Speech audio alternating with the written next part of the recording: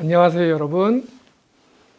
아빠가 읽어주는 영웅 이야기 시간입니다. 저는 오늘 영웅 이야기를 해줄 아저씨인 조석주라고 합니다. 제가 오늘 여러분께 말씀드릴 영웅은 오래전 이 아저씨가 어렸을 때 맹활약하던 양궁 선수 김진호라는 분이에요. 그래서 여기서 지금 사진을 보시면 이게 한 35년 정도 된 사진인데 경복궁 앞에서 이렇게 멋지게 활을 쏘는 모습이 있습니다. 자, 양궁 선수 김진호는 어떻게 영웅이 되었는가 하는 이야기를 오늘 같이 나눠보도록 하겠습니다. 여러분, 이 사진에 나온 두 분을 아시나 모르겠어요? 올해 여름에 일본 도쿄에서 올림픽이 있었죠. 그 올림픽에서 양궁 선수로 맹활약한 두 분입니다. 자, 오른쪽에 있는 분이 안산 선수고 왼쪽에 있는 분이 김재덕 선수죠. 그래서 안산 선수와 김재덕 선수가 이제 남녀 혼성 경기, 남자 한 명, 여자 한 명이 조를 이뤄서 출전하는 양궁 경기에서 먼저 금메달을 땄고요. 그 이후에 김재덕 선수는 남자 단체전에서 또 금메달을 땄습니다. 양궁이 보통은 이제 조용하게 하는 경기인데 김재덕 선수는 이제 경기를 할 때 코리아 화이팅 이렇게 외쳐가지고 굉장히 유명해졌었는데 지금 코리아 화이팅 외치는 장면입니다. 그리고 안산 선수는 이 김재덕 선수와 함께 딴 혼성 금메달 외에도 여자 단체에서도 금메달을 땄고 여자 개인전에서도 금메달을 땄습니다. 그래서 양궁이 올림픽에서 지금은 남자 개인 남자 단체, 여자 개인 여자 단체, 남녀 혼성 이렇게 5개의 금메달이 걸려 있는데 그 5개 중에 세계에 엄청나게 많은 나라가 많은데 한국에서 무려 4개의 금메달을 딴 거예요. 그야말로 세계 최강인 한국 양궁이다. 이제 이렇게 얘기를 할 수 있었는데요. 이번 올림픽만 그랬던 게 아닙니다. 역대 올림픽의 기록을 보면 양궁에서 한국이 딴 금메달이 27개, 은메달 9개, 동메달 7개 이렇게 다른 나라와는 비교할 수도 없는 성적을 거두었고요. 올림픽의 최초로 단체전이 생긴 남자 단체전, 여자 단체전이 생긴 게 1988년 서울올림픽이었어요. 그래서 1988년 서울올림픽부터 올해 있었던 도쿄올림픽까지 9번의 올림픽이 있었는데 그 9번의 올림픽 동안 단체전의 한국팀의 성적을 보면은 9번 중에서 남자는 금메달을 6번, 은메달을 1번, 동메달을 1번. 그래서 메달을 못 딴 적은 딱 한 번밖에 없어요.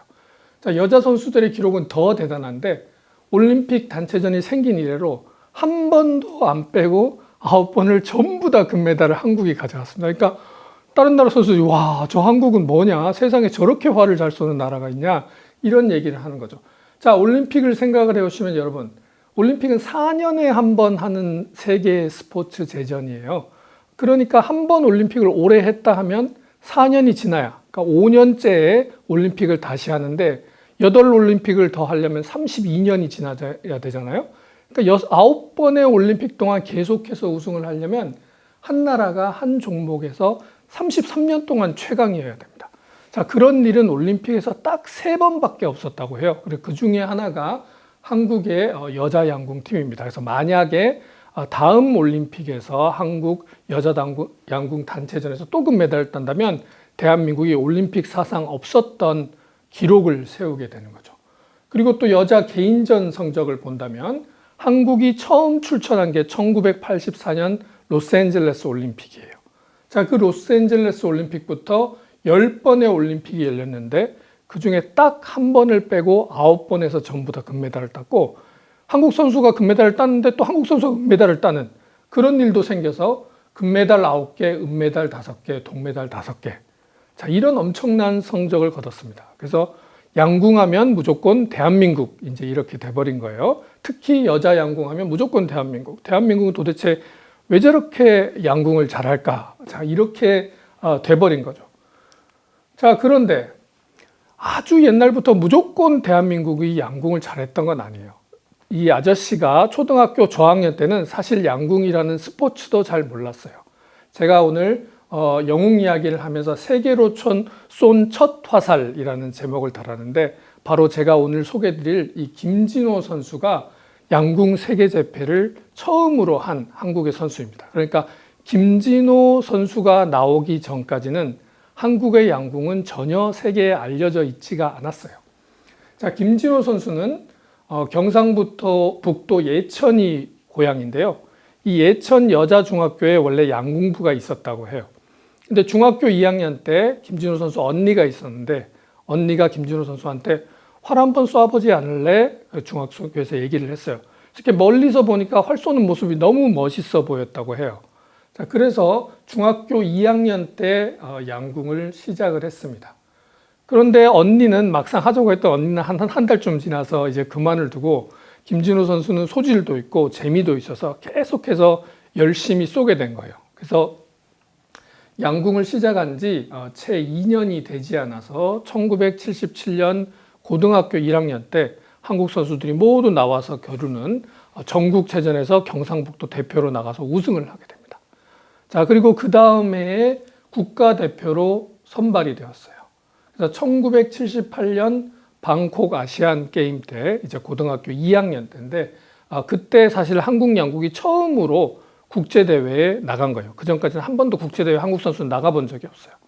딱 나갔는데 나가자마자 김진호 선수가 1등을 해가지고 개인전에서 금메달을 따고 그 다음에 단체전에서 은메달을 땄습니다. 그래서 그때 아시안 게임에서 고등학교 2학년으로 금메달을 따고 고향에 와서 환영을 받는 모습이 여기 사진이고요.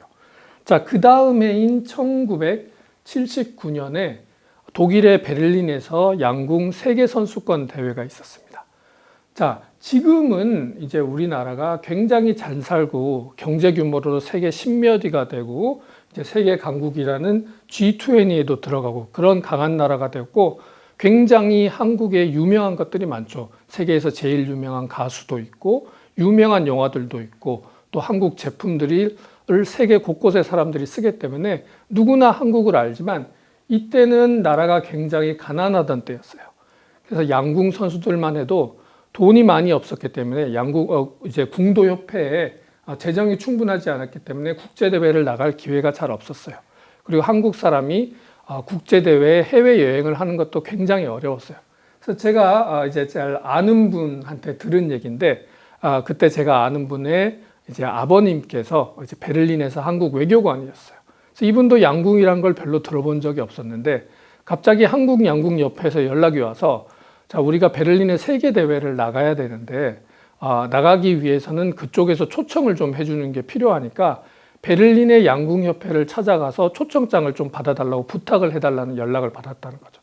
그래서 여기저기 베를린의 골목을 찾아가지고 양궁협회를 찾아서 내가 한국 외교관인데 한국에 이런 선수들이 이제 출전을 하려고 하니 초청장을 좀 보내주세요. 그렇게 해서 이제 초청장을 한국으로 보내고 이제 한국의 선수들이 출전을 하게 된 거죠. 베를린의 이제 양궁협회 사람들은 한국이란 나라에서 처음으로 이제 출전을 하는구나. 뭐 그냥 이렇게 생각을 한 거예요. 근데 막상 이제 대회가 딱 열렸는데 이 김진호라는 고등학교 3학년 10대 소녀가 자, 이때 세계 선수권 대회는 지금하고 좀 달라서 거리별로 양궁 대회가 있었어요. 종목이 몇 가지 있냐면 30m, 50m, 60m 그리고 이제 다 합친 개인 종합 그리고 이제 조를 이뤄서 하는 단체전 이렇게 5개가 있는데 5개 전부 다 금메달을 다 따버린 거예요. 처음 보는 선수였는데 세계 양궁사에 살아가면서 그래서 사람들이 전부 다 깜짝 놀란 거죠. 그래서 아니 이런 선수가 처음 출전하는 나라인데 어떻게 이렇게 잘할 수가 있느냐. 김진호 선수의 이제 얘기를 들어보면 그때 뭐 외국 언론들이 인터뷰를 하면서 도대체 뭘 먹냐 뭐 이런 질문도 시작해서 오만 질문을 다 했다고 해요.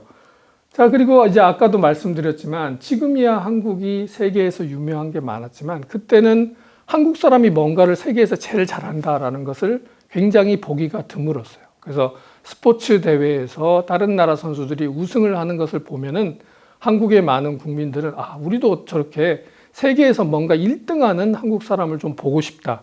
이런 부러움을 갖고 있던 때였죠. 그래서 김진호 선수가 여기서 세계대회 우승을 하고 엄청나게 환영을 받습니다.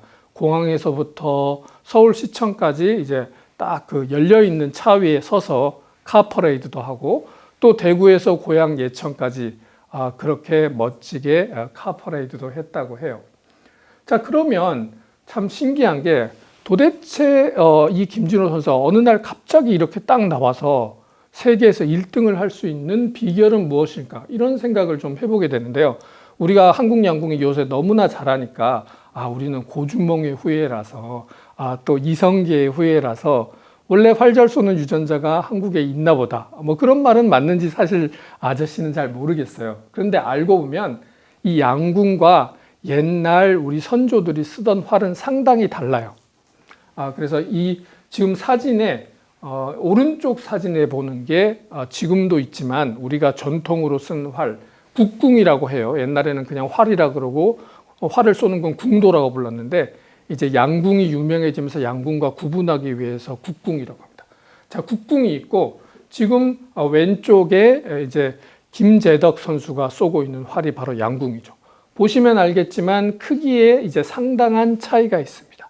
그래서 한국 사람들 원래 국궁을 쏘았고 양궁은 쏘지를 않았어요. 그리고 양궁이란 게 굉장히 인기 있는 종목도 아니기 때문에 축구나 야구, 농구처럼 금방 서양에서 들어온 것도 아니에요. 근데 어떻게 이렇게 양궁을 잘하게 되었을까? 석봉근이라는 선생님이 있으셨다고 해요. 자, 이분은 중학교 체육 선생님이었어요. 이분은 1923년생이니까 일제시대 때 어린 시절을 보냈는데 어린 시절에 뭔가 일본 사람들이 갖고 있는 활 중에 굉장히 큰 활이 있었다는 기억을 갖고 살고 있었다는 거예요. 그런데 이제 체육 선생님으로 예전에는 이제 청계천에서 옛날에 이제 책 같은 거를 구할 수가 있는 게 많아서 체육 교재를 구하러 청계천에 틈틈이 가셨는데 거기서 우연히 줄이 없는 큰 양궁을 하나 발견을 한 거예요. 그래서 이게 바로 내가 어렸을 때 기억하던 그 활인데 그러면서 너무 신기해서 그 활을 사서 오신 거죠.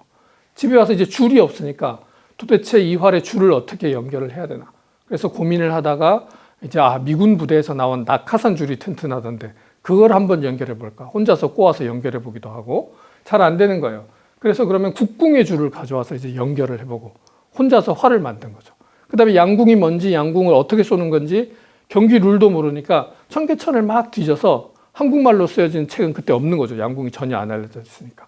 영어로 된 책, 일본어로 된 책, 본인이 번역하기도 하고 외국어 잘하는 친구한테 부탁하기도 해서 혼자서 번역을 하셔서 그 다음에 관역도 그 책에 나오는 대로 그리고 그 다음에 오래된 못 쓰게 된 학생 가방을 오려서 보호대도 만들고 이런 식으로 장비를 만들어서 쏘아보고 규칙을 익히고 그 다음에 본인이 있는 이제 학교에 양궁부를 만든 거예요. 그래서 공립학교 선생님이니까 몇 년마다 학교를 옮기는데 옮기는 곳마다 양궁부를 만드는 거예요.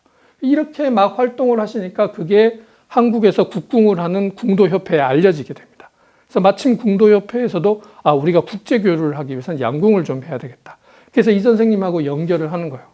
그래서 이제 양궁이 점점 발전을 해서 처음으로 이분이 장충당에 국제궁도라는 게 이제 양궁을 말하는 거죠. 그 당시에서는 국제궁도장을 만들고 그 다음에 이제 양궁 지도자를 학교에서 양궁을 가르치실 수 있는 선생님들을 가르치기 시작한 거예요. 그래서 그때 양궁을 처음 배우신 분들이 바로 1970년대 후반에 김진호 선수 같은 국가대표를 가르치신 그런 선생님들이 되신 겁니다. 그래서 김진호 선수 인터뷰를 보면은 우리가 돈이 없어서 1979년에야 국제대회에 처음 나갔지만 78, 79년 사실은 이미 한국 양궁의 점수가 그때 이미 세계적인 수준에 도달해 있었다는 거예요. 그래서 이분 석봉근이라는 한국 양궁의 대부라고 할 수 있는 이분의 이런 열정 이런 것들이 오늘날의 한국 양궁을 가져왔다고 할 수가 있습니다. 자, 다시 김진호 선수 얘기로 돌아와서 1979년 세계대회에서 전 종목을 석권했던 김진호 선수한테는 1980년 모스크바 올림픽이 기다리고 있었어요. 당연히 모스크바 올림픽에서 금메달을 딸 수 있을 줄 알고 국내 선발전을 거치고 엄청난 연습을 하고 있었어요. 자, 그런데 이때는 이제 소련이라는 이제 공산주의 진영과 그 다음에 이제 미국으로 대표되는 자본주의 진영이 굉장히 크게 대립하던 시대였는데 소련이 아프가니스탄에 쳐들어가서 전쟁이 일어나게 됩니다. 1979년에. 그래서 이 전쟁을 규탄해야 된다라는 흐름이 막 생기면서 미국을 비롯해서 여러 많은 국가들이 올림픽을 보이콧한다. 우리는 소련 너희가 남의 나라에 쳐들었으니까 올림픽에 참가하지 않겠다. 이렇게 한 거예요. 그래서 결국 마지막에 한국도 대한민국도 그 올림픽 불참에 같이 하기로 이렇게 동의를 하는 바람에 한국 대표 선수는 아무도 올림픽에 못 나가게 된 거죠.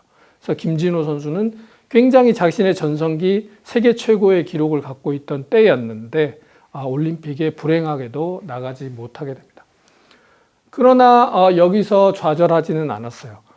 다시 몇 년의 그 노력을 거쳐서 79년으로부터 4년 후에 다시 세계선수권 대회가 열렸는데 이 로스앤젤레스에서 열린 세계선수권 대회에서도 아까 말씀드린 5종목을 전부 휩쓸면서 다시 5관왕이 됐어요. 그래서 다시 카퍼레이드를 합니다. 그래서 이제 양궁하면 무조건 김진호. 한국에는 그전에는 이런 선수가 없었는데 이제 양궁 하나는 김진호가 계속 봐도 세계 최강이다. 이렇게 딱 모든 국민들이 알게 된 거죠. 그리고 1984년에 로스앤젤레스에 올림픽이 있었어요. 그래서 이때는 아저씨가 중학교 1학년 때였는데 모두가 한국이 1등하는 게 별로 없었기 때문에 금메달 딸 사람이 누가 있나 금메달 딸 사람이 누가 있나 이런 얘기만 매일매일 텔레비에서 했어요. 그래서 김진호는 무조건 금메달이다. 김진호는 무조건 금메달. 이런 게 방송에서 계속 나왔죠.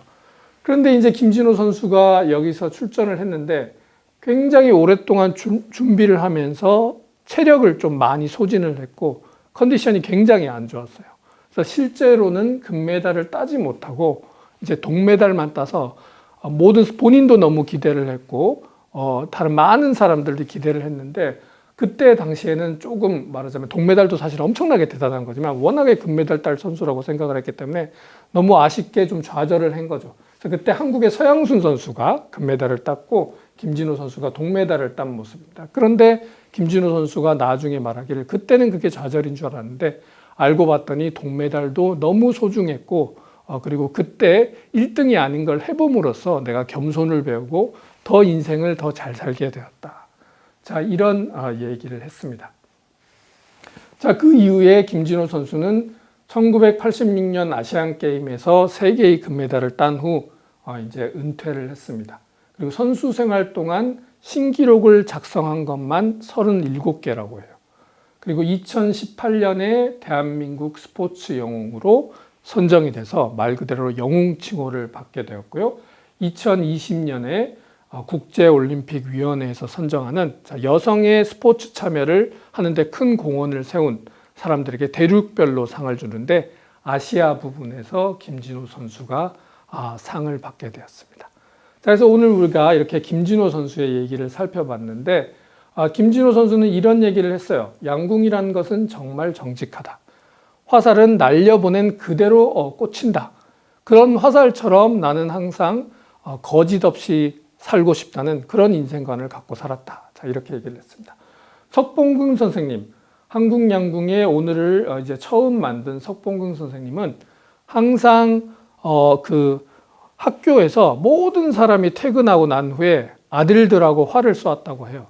그리고 그 활을 쏘는 순간이 인생에서 가장 행복한 순간이었다고 말씀을 하셨다고 합니다. 그래서 이제 영웅 이야기, 많은 영웅들이 있지만 이렇게 정말 자기가 좋아하는 것을 열정적으로 할 수 있는 사람들, 이런 우리 모두 하나하나가 영웅이 될 수 있는 게 아닌가 오늘 김진호 선수 이야기로 알아보았습니다.